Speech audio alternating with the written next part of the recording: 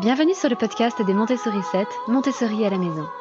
Je suis Anne-Laure Schneider, formatrice Montessori et maman de 5 enfants instruits en famille. Ma mission, c'est d'aider les parents, les assistantes maternelles, bref, tous ceux que dans notre communauté nous appelons des souricettes, à mettre en pratique la philosophie Montessori chez eux, avec leurs enfants ou les enfants qu'ils gardent. Dans ce podcast, nous parlerons donc de pédagogie Montessori, mais aussi de discipline positive, d'instruction en famille, ce que l'on appelle aussi l'école à la maison, de co-schooling et de bien d'autres choses encore. Merci de me retrouver aujourd'hui après une petite interruption de quelques semaines, tout simplement parce que ma famille et moi-même avons été atteints par une grosse crise de Covid qui m'a personnellement laissé totalement hors service pendant 2 semaines. Et je récupère tout juste ma voix, vous risquez peut-être de m'entendre encore un peu tousser parce que je n'ai pas l'habitude de parler pendant de longues périodes, mais voilà, je vais quand même reprendre ce podcast avec ma voix telle qu'elle est. Je suis désolée de vous avoir abandonné pendant quelques semaines sans prévenir. Mais je pense que vous n'auriez pas aimé entendre un podcast où les quintes de tout étaient malheureusement plus fréquentes que les phrases prononcées. Donc ça me fait très plaisir de vous retrouver aujourd'hui. J'en profite pour vous souhaiter, si vous écoutez cet épisode à peu près au moment où il sort, une excellente année 2023. J'espère pour vous qu'elle sera belle, paisible, riche de tout un tas de choses et en particulier riche des relations que vous allez créer, développer, entretenir, nourrir avec vos enfants et en famille. Et à propos de richesse, aujourd'hui, je voudrais vous parler des cadeaux. Noël est passé, chez nous il y a eu un anniversaire aussi. Et justement, à l'occasion de cet anniversaire, nous avons offert à notre fils de 7 ans une liseuse. Chez nous, c'est un petit peu un rite de passage. C'est un beau cadeau, un gros cadeau pour nous, que nous offrons donc à nos enfants au moment où ils commencent à lire des livres de façon, je dirais, régulière, à la fois pour les encourager, pour leur manifester que pour nous, la lecture est quelque chose d'important. Et donc, là où dans d'autres familles, peut-être, on offre une jolie montre ou une console de jeu, ou je ne sais pas, pour nous, c'est une liseuse. Car c'est important pour nous de montrer à nos enfants, aussi bien par nos bibliothèques bien remplies de livres, même si ce sont des livres qui n'ont pas beaucoup de valeur numéraire. Ce sont souvent des livres que nous récupérons chez Emmaüs, dans des boîtes à livres, etc. Ce sont des livres qui ont en revanche une valeur culturelle, intellectuelle, qui est importante et que nous valorisons chez nous. Et donc la liseuse, ça fait partie de cet écosystème pour nous, pour encourager nos enfants à lire, leur montrer que la lecture est quelque chose d'important. C'est quelque chose que nous avons donc offert à nos 2 aînés avant de le faire cette année pour notre 3e enfant. Et nos 2 aînés avaient adoré. C'est aussi pour nous un moyen assez pratique de permettre à nos enfants de lire lorsque nous voyageons. Lorsque nous étions en région parisienne et que nous faisions des sorties à la journée, je me retrouvais seule avec 5 enfants, dont un bébé à un certain moment, en poussette, avec un énorme sac à dos qui comprenait entre autres notre pique-nique, éventuellement des bonnets, gants, écharpes s'ils les enlevaient, et des livres.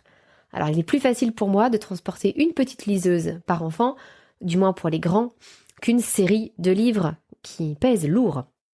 Même chose pour les voyages en voiture, c'est plus facile d'emporter une liseuse qu'un sac à dos rempli de livres. Et nous étions donc naïvement persuadés que puisque ce cadeau avait beaucoup plu à nos 2 aînés, eh bien il n'y avait pas de raison, il allait plaire à notre 3e enfant. Et manque de bol, il a été très déçu. Tellement déçu. Alors en fait, nous lui avons annoncé qu'il allait recevoir une liseuse à son anniversaire, un petit peu en avance. Et il a été tellement déçu qu'il s'est mis à pleurer. Alors imaginez notre déception à nous, notre frustration à nous, parce que c'est un cadeau qui coûte cher, qui représente beaucoup pour nous à la fois financièrement et symboliquement. Je vous ai expliqué tout ce que représentait ce cadeau pour nous. Et notre enfant, non seulement n'est pas attiré par ce cadeau, mais en plus pleure à l'idée de recevoir ce cadeau. Donc, il a fallu prendre sur nous. Heureusement, nous étions assez ressourcés, disons, assez sereins là-dessus. Donc, nous avions aussi la chance d'avoir pu lui en parler avant. Et donc, nous avons essayé de le préparer à recevoir ce cadeau autrement et de gérer cette frustration avec lui. Et c'est ce qui a inspiré l'idée de cet épisode d'aujourd'hui. Parce que je pense que notre enfant n'est pas le seul à avoir été déçu par l'un de ses cadeaux. Noël est encore tout proche, donc peut-être que vous avez parmi vos enfants, votre entourage, peut-être vous-même avez-vous été déçu par un cadeau que vous avez reçu. Alors avant d'aborder ce que l'on peut faire quand on est déçu d'un cadeau ou quand l'un de nos enfants est déçu face à un cadeau, il faut bien prendre conscience que nous ne percevons pas tous les mêmes choses dans un cadeau. Pour certaines personnes, ce qui est important, c'est la valeur, c'est-à-dire le prix supposé du cadeau. Et je vais justement distinguer la notion de valeur de prix parce que nous n'accordons pas tous la même valeur aux mêmes choses. Comme je vous le disais pour les livres qui viennent d'Emmaüs ou d'une boîte à livres, en termes de prix, ils ne nous ont rien coûté ou 1 ou 2 euros quand ils viennent d'Emmaüs. Leur prix, leur valeur financière est donc très faible. Mais nous leur accordons une autre valeur. Ce sont des livres qui peuvent faire monter chez nous certaines émotions, ça peut être de la nostalgie, ça peut être de la joie, ça peut être de l'intérêt. Ce sont des livres qui peuvent nous cultiver, qui peuvent nous apprendre des choses, ils ont donc une valeur culturelle, éducative, affective, qui est bien supérieure à leur valeur financière. Donc face à un cadeau, certaines personnes évaluent la valeur du cadeau en fonction du prix supposé. J'avais une grand-mère qui était un petit peu comme ça, et vraiment je vous invite à ne pas juger ces personnes négativement. C'était mon cas à une certaine époque où je me disais, enfin quand même, c'est pas le prix d'un cadeau qui est important, c'est l'intention, c'est le temps qu'on y a passé, etc. Pour ma grand-mère, elle considérait que si on avait consacré une part plus importante de notre budget à un cadeau pour elle, c'était qu'on l'aimait particulièrement. Elle voyait la manifestation de l'amour de quelqu'un à travers le prix qu'il mettait dans un cadeau. Eh bien, il suffit de le savoir. Heureusement, ça n'est pas le cas de tout le monde. Donc, on peut peut-être accorder une part de notre budget un peu plus importante à ces personnes pour qui le prix est important. Ou du moins le prix supposé. On peut aussi chercher à profiter de bonnes affaires et à acheter quelque chose dont le prix est élevé, en promotion, etc. Pour d'autres personnes, le plus important va être l'effet de surprise. Une idée qu'ils n'avaient pas eue, quelque chose qui les surprend, qui les étonne. Pour d'autres, au contraire, c'est qu'on va leur offrir exactement ce qu'ils voulaient, précisément, rigoureusement ce qu'ils voulaient. Le tome de la série de livres qu'ils voulaient. Le bijou précis, de telle couleur, de telle forme, etc. qu'ils voulaient. Le vêtement de telle marque, de telle taille, etc. Pour d'autres encore, l'important est que la personne qui nous offre le cadeau nous démontre qu'elle nous connaît vraiment. C'est-à-dire qu'à travers le cadeau, on n'a pas forcément donné d'idée en avance, mais la personne vise juste. Et on voit qu'elle nous connaît vraiment bien. Parfois, en nous offrant un cadeau dont on n'aurait pas eu l'idée du tout, mais qui nous convient parfaitement. Quelque chose dont on ne savait même pas peut-être que ça existait. Mais quand on le reçoit, on se dit « Oh, ça c'était exactement pour moi. Ça me correspond tellement bien. » D'autres voient dans le cadeau avant tout l'intention de la personne qui l'offre. Et par exemple, même s'ils reçoivent un cadeau en double, ça n'a pas d'importance parce que c'est l'intention, le temps peut-être que la personne a pris pour nous l'offrir. Pour certaines personnes, le plus important est le temps passé à faire un cadeau et ils accordent davantage de valeur au cadeau fait maison. Bref, la valeur que l'on va accorder à un cadeau va dépendre de beaucoup de critères qui sont assez subtils et qui dépendent à la fois de la personne que nous sommes. Nous pouvons avoir différents langages d'amour et ça va aussi dépendre de la personne qui nous l'offre. Je m'explique. Il m'est arrivé d'être déçue parce que je recevais un cadeau d'une personne qui me montrait que cette personne ne me connaissait pas bien, alors qu'elle aurait dû mieux me connaître que ça. En revanche, j'ai reçu un jour un thé à la menthe de la part d'un de mes filleuls, et il se trouve que, à l'époque, je n'aimais pas le thé à la menthe. C'était le seul thé que je n'aimais pas. Mais, mon filleul savait que j'aimais beaucoup le thé. Il n'avait aucun moyen de savoir que je n'aimais pas le thé à la menthe. Je ne l'avais jamais dit devant lui. Je m'étais jamais trouvée devant un thé à la menthe devant lui. Et il m'a même dit, en m'offrant le thé, je sais que vous aimez beaucoup le thé vert. Et c'était un thé vert à la menthe. Bien, je peux vous dire que ce cadeau m'a fait extrêmement plaisir. Parce que justement, venant de lui, qui n'avait pas moyen de savoir que je n'aimais pas le thé à la menthe, je voyais qu'il avait fait un effort tout particulier pour me faire plaisir.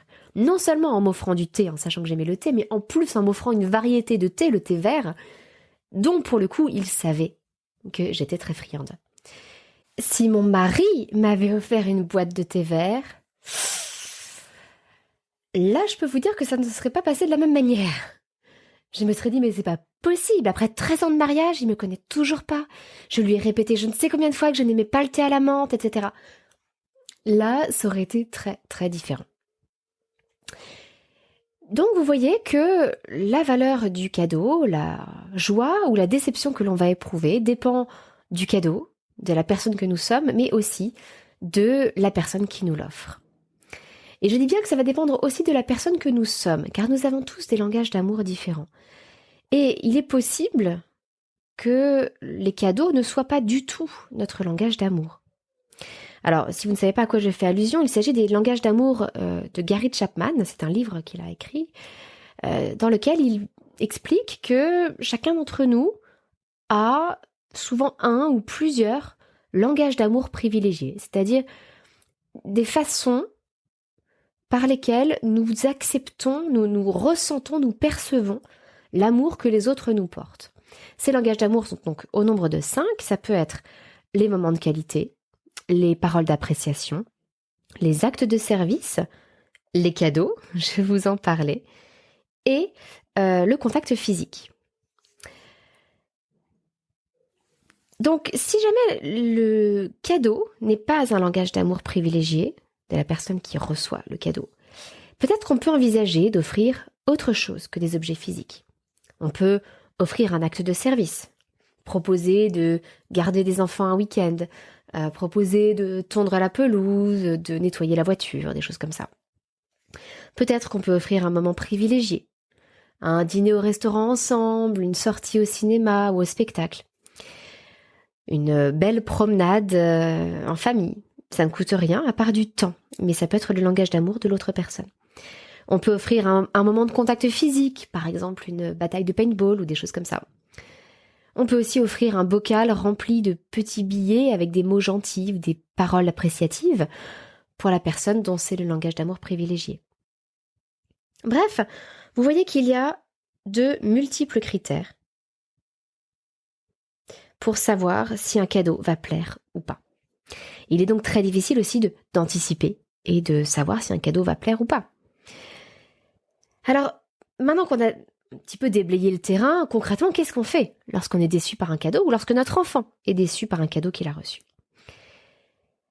La première chose, et c'est souvent le cas en matière d'éducation, c'est que nous pouvons modéliser pour l'enfant une réaction positive. Ça m'est arrivé à moi-même d'être déçue par un cadeau. Eh bien, sur le coup, je n'ai jamais eu l'impression que la personne se moquait de moi. Auquel cas, j'aurais sans doute pas réagi de façon aussi positive, mais à chaque fois, j'ai le sentiment que l'intention de la personne était bonne, parfois que la personne n'avait peut-être pas pris beaucoup le temps, mais voilà, ça n'était pas forcément non plus quelqu'un d'extrêmement proche de moi. Donc, j'ai envie de dire que j'étais relativement indulgente envers les personnes qui m'ont offert des cadeaux qui ont pu me décevoir. Parfois, l'idée dans l'absolu était bonne, mais ça tombait un petit peu à côté. Eh bien, sur le coup, je remercie chaleureusement la personne, comme si le cadeau me plaisait vraiment beaucoup. Et plus tard, j'essaie de verbaliser devant les enfants, ça peut être dans la voiture par exemple, au retour chez nous, ce qui s'est passé dans ma tête et ce qui se passe là, à l'instant dans ma tête. Alors comme je vous l'ai dit, je n'ai pas vraiment été déçue par le thé vert à la menthe, mais imaginons que je l'ai été, à ce moment-là, j'aurais expliqué aux enfants que c'est dommage que j'ai reçu ce thé vert à la menthe parce que je vais pas pouvoir le boire, je n'aime pas trop. Mais bon, c'est pas grave, je le servirai à des invités qui viendront à la maison, donc il restera utile. Et puis en revanche, qu'est-ce que j'apprécie l'intention de mon filleul, qui a remarqué que j'aimais beaucoup le thé, qui m'a entendu un jour dire que j'aimais beaucoup le thé vert, et qui a vraiment fait un effort tout particulier pour m'offrir ce cadeau-là. Bon, il est tombé à côté, c'est pas de chance, mais c'est pas grave. Je suis quand même très heureuse qu'il ait eu cette intention pour moi. Mon idée est que les enfants entendent, parce qu'ils ne peuvent pas lire dans nos pensées, hein. Donc entendent ce qui se passe dans notre tête pour comprendre où est la vraie valeur. Et que l'échange de cadeaux, il a une valeur symbolique, plus que monétaire. Je lisais d'ailleurs quelque chose de très intéressant, une étude récemment qui me disait que la plupart des gens étaient déçus des cadeaux qu'ils recevaient. Je crois que c'est plus de 60% des personnes ou des cadeaux, si vous voulez, sont décevants pour la personne qui les reçoit. Et que le plus souvent, le meilleur cadeau, c'est d'offrir à la personne la valeur en argent du cadeau pour qu'elle puisse acheter ce qu'elle veut avec. Sauf que, vous voyez bien toute la complexité de la chose, c'est que si derrière nous nous contentons de nous offrir des chèques ou des billets, je vais offrir, mettons, 30 € à mon frère, et mon frère va m'offrir 30 €. Bon, on sera pas plus avancé, quoi. Il a une valeur qui est beaucoup plus forte, qui est symbolique, qui est affective. Le fait d'offrir un cadeau qui peut-être vaut 80 €, mais que on aura cherché partout et qu'on aura trouvé en promotion, qu'on aura attendu pendant 6 mois et qu'on a obtenu à 30 ou 40 €. Il y a plein de choses qui rentrent en ligne de compte, bien au-delà de la valeur monétaire. Donc, il est important pour moi que les enfants perçoivent cette valeur symbolique, cette valeur affective derrière le cadeau, au-delà de la valeur matérielle. Donc, verbaliser, modéliser, je pense que c'est vraiment la première étape la plus fondamentale. Ensuite, ce que j'ai remarqué, parce que nous avons 5 enfants, l'aîné est adolescent, nous commençons à avoir du recul sur les cadeaux et sur ce qui peut nous décevoir, et puis ça m'est arrivé encore une fois aussi à moi. Je pense que la première chose est de laisser du temps au temps.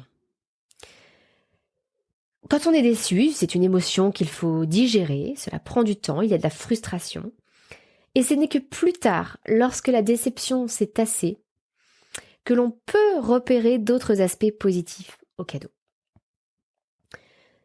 Par exemple, là à Noël, j'ai reçu une paire de chaussettes de la part de mon mari. Pour le coup, c'était un cadeau, une idée que je lui avais soufflée. J'avais envie d'une grosse paire de chaussettes de Noël antidérapantes. Voilà, c'était tout ce que je lui avais dit. Et je m'attendais à des chaussettes rouges et vertes, avec des dessins de Noël, quelque chose comme ça. Et malheureusement, j'ai été déçue à l'ouverture de mon paquet parce que j'ai vu des chaussettes qui étaient quasiment toutes blanches avec un peu de bleu dessus. Et sur le coup, ça m'a fichu un coup au moral, me disant mais c'est pas vraiment des chaussettes de Noël, c'est pas vraiment ce que j'espérais. Et mon mari m'a expliqué que il y avait pas, en fait, les chaussettes de Noël n'étaient jamais antidérapantes. C'était l'un ou l'autre, donc c'était le mieux qu'il avait pu trouver. Et au début, j'ai été déçue. Et puis petit à petit, j'ai repéré d'autres aspects positifs à ces chaussettes. À savoir que l'intérieur est tout doux. Donc c'est incroyablement agréable. Et puis elles sont bien chaudes et elles sont très lâches au niveau du mollet. Elles tiennent sur le mollet, mais elles ne serrent pas du tout. Elles sont très confortables, exactement comme je l'espérais. Et puis en fait, j'ai remarqué aussi qu'elles n'étaient pas totalement blanches et que la partie autour du pied était grise. Donc mon inquiétude qui était qu'elles allaient être salies très rapidement en marchant directement sur le sol avec des chaussettes blanches, finalement ne s'est pas tellement retrouvée justifiée puisqu'elles sont grises et que donc un peu de poussière, ça ne se voit pas trop dessus. Mais il m'a fallu un petit peu de temps, et c'est pareil pour les enfants. Si on veut qu'ils repèrent d'autres aspects positifs au cadeau, il faut leur laisser le temps. Et puis Noël ou un anniversaire, ça n'arrive qu'une fois par an.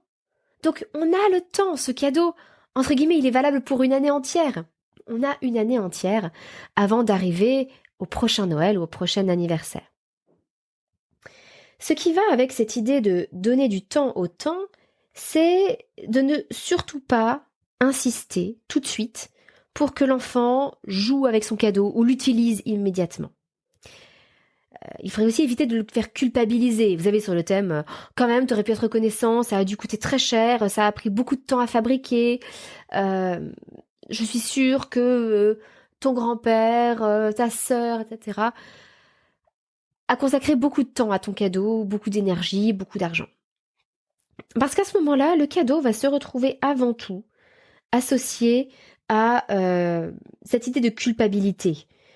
L'enfant va éprouver presque de la haine pour ce cadeau parce qu'il va être le rappel d'une émotion négative, le rappel d'avoir été grondé, rabroué, et il va associer ce cadeau à l'idée de je devrais être content, mais je ne le suis pas, et je ne le serai jamais. Et c'est le meilleur moyen de totalement braquer un enfant et de faire en sorte qu'il ne veuille plus jamais jouer avec son cadeau ou l'utiliser. Ensuite, il est possible, une fois qu'on a laissé du temps au temps et qu'on a évité cet écueil d'insister ou de culpabiliser l'enfant, on peut faire preuve de subtilité. C'est un peu l'étape ultime. On peut jouer nous-mêmes avec son cadeau en lui en demandant l'autorisation avant. Par exemple, ah ok, bon, je comprends que t'aies pas envie de jouer avec tes Legos. Est-ce que ça t'embête si moi je commence à les monter? Parce que ça m'amuse, j'ai bien envie de le faire. Est-ce que ça t'embête si je prends ton livre pour le lire? Parce que moi ça m'intéresse. Parfois, alors déjà nous voir utiliser le cadeau va donner envie à l'enfant de l'utiliser. Vous savez, il y a un effet un peu d'envie ou de jalousie. C'est comme lorsque vous avez des enfants qui jouent côte à côte. Dès que l'un d'entre eux prend un jouet, souvent les autres regardent et soudain ils ont envie de ce même jouet. Alors qu'il y en a plein d'autres à côté qui sont très bien aussi, mais ils sont moins attirants parce que l'autre n'est pas en train de jouer avec. Parfois aussi, l'enfant a simplement besoin de dépasser une première étape qui est un petit peu difficile. Ça peut être, je sais pas, le montage de son jouet Playmobil. Ça peut être la lecture des règles d'un jeu de société, qui peuvent être un peu compliquées et qu'on peut à ce moment-là lui expliquer. Ça peut être de comprendre comment quelque chose fonctionne. Ça peut être de sortir la première expérience du petit labo de chimie et comprendre que ça a qu'on va faire des expériences et qu'il va y avoir un résultat qui va être plus ou moins impressionnant. Par exemple, pour Stanislas, je reprends l'exemple de la liseuse qui l'avait déçu. Il a fallu installer la liseuse et mettre les livres dessus. Et en fait, c'est pendant l'étape de l'installation qu'il a commencé à être intéressé. Alors, nous avions fait d'autres choses auparavant. Je vais aussi vous en reparler plus tard, mais après avoir reçu son cadeau, où il disait encore c'est nul, au moment où j'ai commencé, donc c'était le temps de charger la liseuse à bloc, le lendemain après-midi, j'ai laissé du temps, je me suis mise à installer la liseuse, c'est-à-dire à la connecter à notre compte et à installer dessus des e-books, des livres électroniques. Et là, il a commencé à être intéressé. Il était là, mets-moi ça aussi. Parce qu'évidemment, nous avons les livres de ses frères et sœurs qui du coup peuvent être partagés. Et là, il a commencé à être intéressé. Les frères et sœurs peuvent aussi jouer un rôle. Si vous avez la chance d'avoir d'autres enfants qui peuvent vous aider sur ce coup-là, ça peut être très précieux parce que l'influence des frères et sœurs n'est pas la même que l'influence des parents. Et si des frères et sœurs trouvent quelque chose cool ou rigolo ou amusant, il y a plus de chances que ça fonctionne que si c'est nous. Et en l'occurrence, j'avoue que j'avais un petit peu recruté nos deux aînés qui ont déjà une liseuse. Je leur avais dit, écoutez, Stanislas est très déçu à l'idée de recevoir une liseuse pour son anniversaire. Est-ce que vous pouvez, vous, de votre côté, lui dire combien ça vous plaît comme cadeau, combien vous êtes content, et lui montrer un peu les avantages que ça a, tous les livres que vous pouvez mettre dessus, etc. Et puis le fait que si l'un de vous s'achète un livre, eh ben l'autre peut le lire en même temps, parce que vous avez chacun votre liseuse sur laquelle le livre apparaît des deux côtés. Vous allez finir par croire que ce podcast est une pub pour une liseuse, je vous garantis que non, mais voilà, c'est l'exemple que j'ai en ce moment, donc je le partage avec vous. Et les frères et sœurs peuvent donc eux aussi s'emparer un peu du jeu de société, du jouet, du livre, pour susciter l'intérêt de leurs frères ou sœurs. Et puis il y a une stratégie que j'aime beaucoup, que je nommerais le bazar intentionnel. Il s'agit de laisser traîner le cadeau à un endroit bien visible. Par exemple, poser le livre dans le salon, en espérant que l'enfant se mette à le feuilleter. laisser traîner le jouet dans l'entrée, ou par terre dans sa chambre, ou sur la table familiale. L'idée de laisser volontairement traîner quelque chose, ça va forcément attirer le regard de l'enfant, sans autre forme de pression, sans lui dire « Ah tiens, est-ce que tu as rejoué avec ta voiture ? Est-ce que tu as ouvert ce livre ?» etc. Non, on le laisse simplement poser. Et là encore, on a beaucoup moins de risques de braquer l'enfant, de le brusquer. Et la curiosité, bien souvent, peut prendre le dessus. Alors voilà, une fois qu'on a fait preuve de subtilité, qu'on a mis en place ces quelques petites stratégies, parfois, ça ne fonctionne toujours pas. Et la seule solution est de laisser davantage de temps. On peut ranger le cadeau et le ressortir 1 mois, 2 mois, 3 mois plus tard. On peut peut-être le réserver à un long trajet en voiture, ou alors à une période de vacances, ou simplement le sortir à une prochaine rotation des jouets. Si vous ne savez pas ce qu'est la rotation des jouets, vous pouvez consulter ma mini-formation Aménager sa maison Montessori, où je parle de la rotation des jouets qui permet d'éviter le bazar dans les chambres des enfants.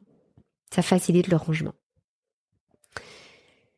Donc vous voyez qu'il s'agit d'un travail sur le long terme, parce qu'on ne développe pas seulement là tout de suite l'intérêt pour un cadeau en particulier. Ce qu'on développe, c'est l'esprit de gratitude, et puis une certaine vision positive de la vie et des choses, apprendre à voir le positif dans quelque chose qui nous déçoit de prime abord. Évidemment, si le cadeau ne finit jamais par attirer l'attention de l'enfant, par lui plaire, etc., il est toujours possible de le donner, voire de le revendre, et de se dire que ce cadeau servira à quelqu'un d'autre, à qui il plaira. Voilà, je trouve que c'est un beau cycle. Lorsqu'un objet ne nous sert plus, ou ne peut pas nous servir, de l'offrir à quelqu'un à qui il sera utile. Là, je vous parlais donc de comment réagir une fois que le cadeau a été offert pour un enfant qui est déçu. Mais comme je vous le disais, il s'agit d'un travail à long terme qui démarre en fait en amont. Dans l'idéal, avant la fête de Noël, avant l'anniversaire, avant le moment où l'enfant va recevoir son cadeau. On peut commencer par des leçons de grâce et de courtoisie Montessori pour apprendre à recevoir un cadeau. On peut discuter de tout ce dont je vous ai parlé au début de cet épisode, de la valeur, qu'est-ce qui fait la valeur d'un cadeau. Et puis au moment même où l'enfant reçoit le cadeau, s'il manifeste sa déception de façon un petit peu visible, peut-être que nous pouvons, nous adultes, expliquer à la personne qui l'a offert que il ne faut pas s'inquiéter, ça n'est sûrement que temporaire, peut-être qu'il attendait un jouet spécifique, etc., qui n'était pas dans le budget ou quoi que ce soit. Nous pouvons lui dire aussi que nous apprécions beaucoup son cadeau pour telle ou telle raison, et puis que on va prendre le temps, mais qu'il y a de très fortes chances que d'ici quelques semaines, notre enfant se mette à apprécier ce cadeau, voit tout l'intérêt, la beauté, l'amusement de ce cadeau. Et ça n'est qu'après que nous pouvons accompagner cette émotion de déception et de frustration de l'enfant et mettre en place toutes les stratégies dont je vous ai parlé précédemment. Et puis, à l'occasion suivante, au Noël prochain, à l'anniversaire prochain, peut-être que nous pouvons à nouveau faire une leçon de grâce et courtoisie, mais cette fois-ci en nous appuyant sur l'expérience passée. Tu te rappelles ce cadeau à Noël, cette liseuse qui ne t'avait pas plu ? Et je comprends très bien que ça ne t'ait pas plu, je comprends les raisons pour lesquelles tu étais déçu. Et regarde, aujourd'hui, combien tu l'aimes, cette liseuse. Ça peut aider l'enfant à se dire « Ah, ok, ce cadeau que je reçois qui me déçoit là tout de suite, il est peut-être comme cet autre cadeau qui me décevait au début et qui a fini par me plaire. Donc je garde de l'espoir, peut-être que ce cadeau va me plaire un peu plus tard. » Voilà donc les petites astuces, les stratégies que je peux vous proposer pour aider un enfant qui serait déçu par un cadeau.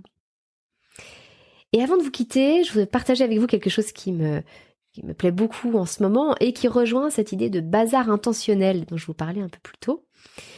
Je me suis offert à moi-même une BD, alors ça n'a rien à voir avec Noël, une BD qui s'appelle La folle histoire des plantes, avec plein de petites histoires passionnantes sur la permaculture, sur l'orchidée de Darwin, sur plein de petites histoires passionnantes, vraiment passionnantes sur les plantes. Et mon idée en me l'offrant était que j'aimerais bien intéresser un peu plus mes enfants à la botanique. Et je me suis dit, cette BD, je vais la laisser traîner. Donc je l'ai lue devant mes enfants, enfin j'ai commencé à la lire, et je l'ai laissée traîner dans le salon, sur le canapé, sur la table.